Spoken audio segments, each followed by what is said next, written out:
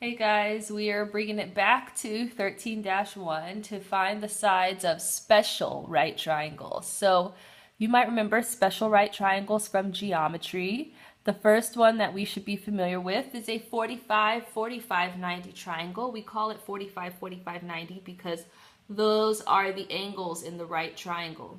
So if they have two equal angles, then remember that it has to be isosceles. So each side would be x. So in order to find the hypotenuse, you would set up the Pythagorean theorem. X squared plus x squared equals c squared. Well, x squared plus x squared makes 2x squared. In order to cancel the square to solve for c, I would square root to get the square root of 2x squared.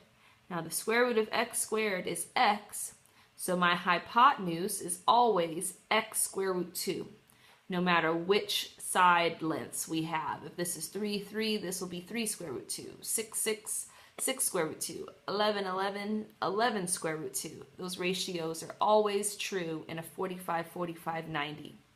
So we can use these ratios to help us set up and memorize the ratios for sine, cosine, and tangent of 45 degrees. So let's say I pick this 45-degree angle to be my acute angle I'm focusing in on. It really doesn't matter which one you choose. If that's the case, this side is opposite x, adjacent is another x, and my hypotenuse is x square root 2 that we found with the Pythagorean theorem. So therefore, sine of 45 is opposite over hypotenuse. My x's cancel out,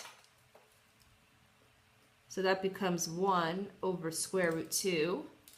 And then I need to rationalize my denominator, square root 2 over 2 for sine. Cosine 45 is very similar. Adjacent over hypotenuse, x over x square root 2. For the same work, square root 2 over 2.